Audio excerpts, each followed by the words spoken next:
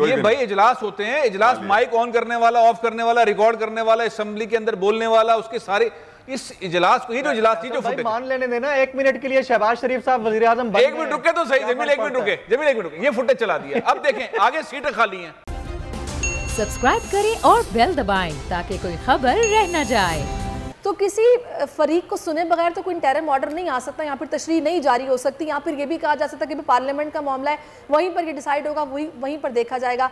आपको क्या लग रहा है? देखिए, आपको याद होगा कि जब ये सिक्योरिटी काउंसिल का सारा मामला हुआ था, कमेटी में बैठ के सारा ख़त वगैरह दिखाया गया था, सबको सारे हाजिर सर्विसेज चीफ वहाँ पर थे, तो उसमें कहा गया कि जो ज़ुबान, उसके इलामी में बताया गया था कि जो ज़ुबान इस्तेमाल की गई है वो काबिल कबूल नहीं है, और उसको माना गया, उसकी मजम्मत की गई। तो फिर उस खत को तो फेक नहीं कहा जा सकता। तो अब क्या आगे चलकर यही खत अदालतों में दिखाया जाएगा, इसकी बेसिस पे दलाइल सुने जाएंगे, दोनों फरीकों को बुलाया जाएगा, जिन पर इल्जाम है उनको बुलाया जाएगा, होगा क्या?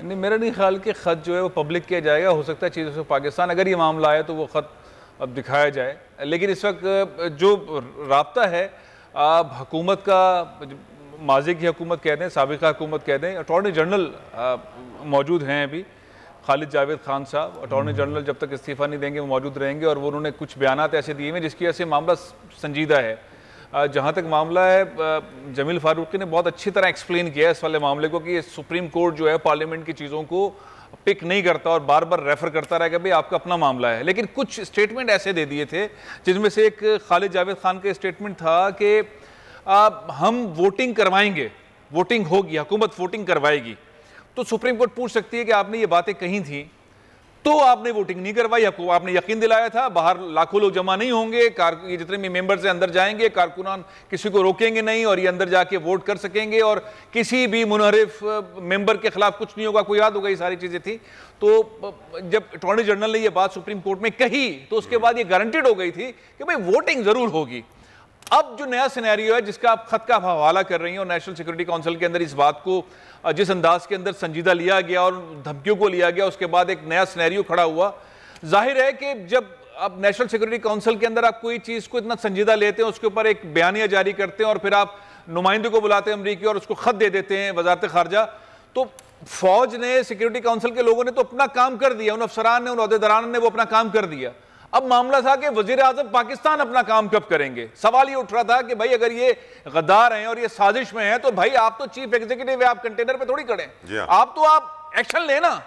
तो कल आपको याद होगा कि FIR काटने की बात हुई थी, जब आवाम से वो टेलीफोन पे गुफ्तगू कर रहे थे तो सारे शाहपुर में इस ट्रांसमिशन में थे, तो उन्होंने कहा था कि हम FIR काटेंगे इनके खिलाफ, उन लोगों के खिलाफ जो कि सहूलतकार हैं, जिन्होंने पाकिस्तान में मुमलिकत पाकिस्तान के खिलाफ साजिश की, वजीर आज़म पाकिस्तान के खिलाफ साजिश की। तो उन्होंने ये बात, 1 मिनट में अपनी बात पूरी कर लूं जमील, में अपनी बात पूरी कर लूं। तो जब उन्होंने कहा कि FIR काटेंगे तो वजीर आज़म पाकिस्तान, हम कई दिन से कह रहे थे कि आप तकरीरें कर रहे हैं, आवाम से बातें कर रहे हैं, टीवी चैनल से बातें कर रहे हैं, आप एक्शन क्यों नहीं लेते? तो मेरा ख्याल है कि उन्होंने घबराना नहीं वाली बात इसलिए की थी कि पार्लियामेंट के अंदर उनकी ये स्ट्रैटेजी थी। अब इस स्ट्रैटेजी के बाद FIR कटेगी।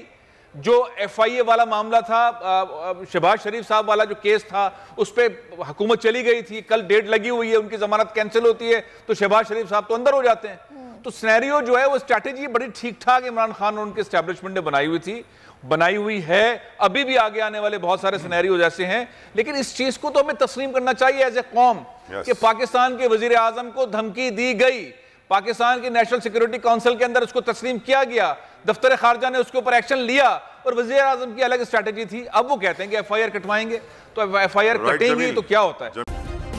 सब्सक्राइब करें और बेल दबाएं ताकि कोई खबर रह न जाए।